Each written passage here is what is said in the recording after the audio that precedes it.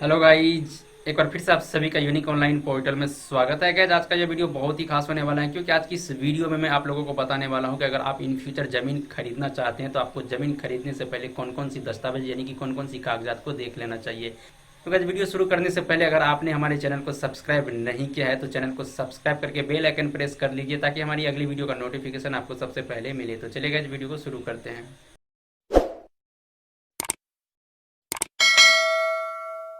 तो अगर ज़मीन खरीदने से पहले आपको ज़मीन का वेरीफाई कर लेना है। वेरीफाई करने के लिए आपको क्या करना है कि ज़मींदार से गैज आपको उसी ज़मीन का खाता खेसरा ले लेना है जो ज़मीन आप खरीद रहे हैं।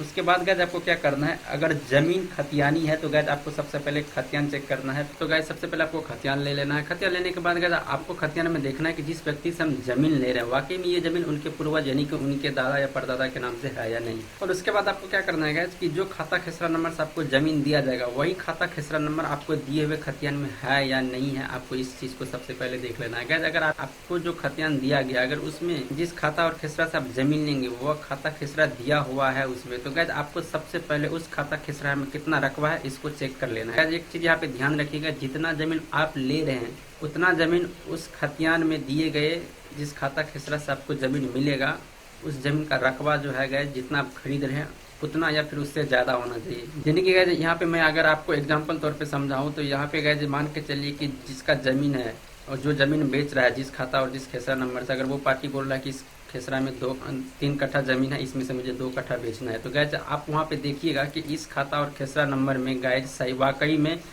जो ज़मीन होना चाहिए वो 2 कट्ठा या फिर 2 कट्ठा से ज़्यादा होना चाहिए, 2 कट्ठा से कम नहीं होना चाहिए। जितना आप ज़मीन खरीदिएगा उससे कम नहीं होना चाहिए। तीसरी चीज़ गैज आपको क्या चेक कर लेनी है कि खतियान में टोटल शेष ज़मीन कितना है, जो सबसे नीचे दिया हुआ रहता है वहाँ पे आपको चेक करना है कि इस खतियान में टोटल शेष जमीन कितना है। यहाँ पे याद रखिएगा गैज कि खतियान में टोटल शेष जमीन जो है गैज जितना जमीन आप खरीद रहे हैं उतना या फिर उससे ज़्यादा होना चाहिए। यहाँ पे एग्जांपल तौर पे मैं अगर आपको बताऊँ तो खतियान में जो शेष जमीन होना चाहिए, जैसे मान के चलिए कि आप 2 कट्ठा जमीन खरीद रहे हैं तो गैज आप खतियान में 2 कट्ठा जमीन या फिर 2 कट्ठा से ज़्यादा होना चाहिए। कभी कभी होता है क्या किसी किसी खतियान में एक से ज़्यादा खाता खेसरा नंबर होता है, इसी वजह से गैज वहाँ पे जो शेष जमीन है वो जितना आप खरीद रहे हैं उससे कई गुना ज़्यादा भी वहाँ पे हो सकता है। बस आप यहाँ पे इतना देख लीजिएगा कि जितना ज़मीन आप खरीद रहे हैं शेष कुल ज़मीन में कितना या फिर उससे ज़्यादा ज़मीन होना चाहिए। जैसे कि मान के चलिए आप 2 कट्ठा ज़मीन खरीद रहे हैं तो गैज उस खतियान में जो है शेष टोटल ज़मीन में 2 कट्ठा या फिर 2 कट्ठा से ज़्यादा ज़मीन होना चाहिए। अगर गैज इतना कुछ सही है तो इसका मतलब है कि इस ज़मीन का पेपर एकदम से क्लियर है। उसके बाद आपको सबसे लास्ट में क्या करनी है गैज कि आपको सरजमीन को एक बार चेक कर लेना है। सरजमीन को आप किस तरह से आप वेरीफाई चेक करेंगे यहाँ पे मैं आपको बता देता हूँ। तो सबसे पहले क्या आप क्या करेंगे, आपके पास खाता और खेसरा नंबर होना चाहिए। उसके बाद गैज आप किसी अमीन के पास जाएंगे और खेसरा नंबर दे करके वहाँ पे नक्शा से ज़मीन को आप नपवा लेंगे कि वाकई में नक्शा में सरजमीन कितना है, जितना आप ले रहे हैं उतना हो रहा है या नहीं हो रहा है। जैसे कि यहाँ पे मान के चलिए आप खतियान में देख चुके हैं कि 2 कट्ठा ज़मीन इस खेसरा में है और नक्शा में वहाँ पे गैज 1.5 कट्ठा ही ज़मीन हो रहा है, तो इसका मतलब कि ये ज़मीन जो है 10 दूर यानी इसमें से कट गया है। तो आपको गैज नक्शा में जितना ज़मीन रहेगा उतना ही ज़मीन आपको लेना है, न कि खतियान में जितना ज़मीन है उतना ज़मीन आपको लेना चाहिए। तो गैज यहाँ पे नक्शा नपवाने के बाद गैज नक्शा में जितना सरजमीन पूर रहा होगा गैज उतना ही ज़मीन आप खरीदे, न कि खतियान में जितना ज़मीन है उतना ज़मीन आप खरीदे। तो सबसे पहले गैज यहाँ पे हम बात कर लेते हैं केवाला से प्राप्त यानी कि केवाला वाला ज़मीन का। जैसे गैज आप जो ज़मीन खरीद रहे हैं वो गैज अगर केवाला से प्राप्त हो तो सबसे पहले आप उस व्यक्ति से केवाला मांगेंगे, क्योंकि वो व्यक्ति भी किसी और से ज़मीन खरीदा हुआ। तो जैसे गैज आपके पास कवाला आ जाता है तो गैज आप सबसे पहले उस कवाला में देखिएगा कि ये जो ज़मीन है वाकई में ये ज़मीन जो है किन के नाम से है। वो ज़मीन जो गैज उनके नाम से या फिर उनके माता पिता या फिर उनके पत्नी या फिर उनके बच्चे के नाम से होना चाहिए।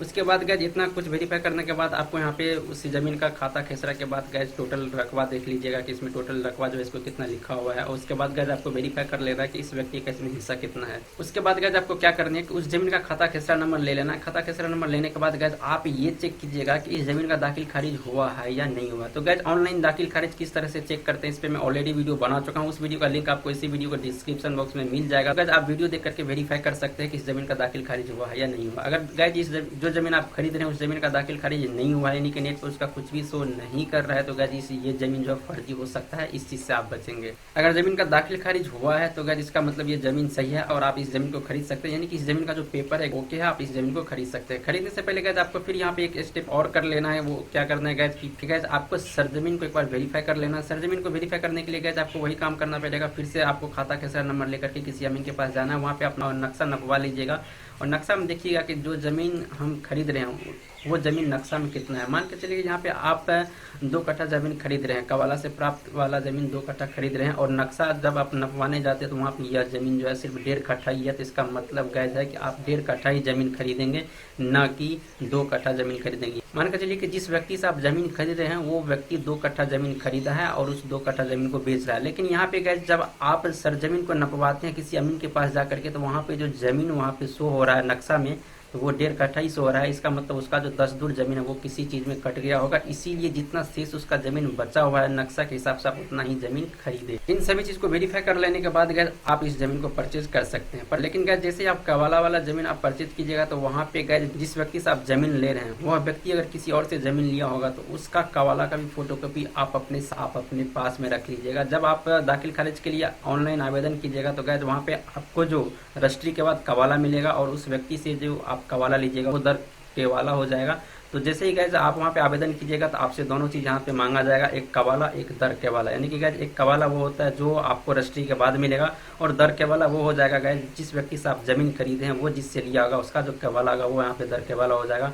तो दाखिल खारिज के लिए ऑनलाइन आवेदन जब भी कीजिएगा तो ये दोनों चीज़ आपको यहाँ पे लगेगा, उसके बाद ही गैस आपकी ज़मीन का दाखिल खारिज होगा और रसीद आपके नाम से कटेगा। तो गैस इन सभी चीज़ को वेरीफाई करके ही आप ज़मीन ले, नहीं तो गैस आपके साथ फ्रॉड हो सकता है और बाद में आपको ढेर सारी प्रॉब्लम को भी फेस करना पड़ सकता है। तो गैस अगर आपकी कोई ज़मीन संबंधी डाउट या फिर कोई क्वेरीज है तो आप हमसे कमेंट सेक्शन में भी पूछ सकते हैं, यहाँ पे भी मैं आपको रिप्लाई दूंगा, या फिर आप हमसे कांटेक्ट भी कर सकते हैं। कांटेक्ट की सारी इन्फॉर्मेशन गैस हर एक वीडियो के डिस्क्रिप्शन बॉक्स में दिया हुआ रहता है, तो गैस आप वहाँ से नंबर लेकर के आप हमसे कॉल पे भी बात कर सकते हैं। तो गैस उम्मीद करता हूँ कि आज की इस वीडियो में दी गई जानकारी से आप संतुष्ट होंगे। गैस अगर वीडियो अच्छी लगी हो तो वीडियो को लाइक और चैनल को सब्सक्राइब कर दीजिएगा, क्योंकि मैं अपने चैनल पर जमीन संबंधित वीडियो लाते रहता हूँ। तो चलिए गैस मिलते हैं किसी अगली वीडियो में, तब तक के लिए बाय, जय हिंद।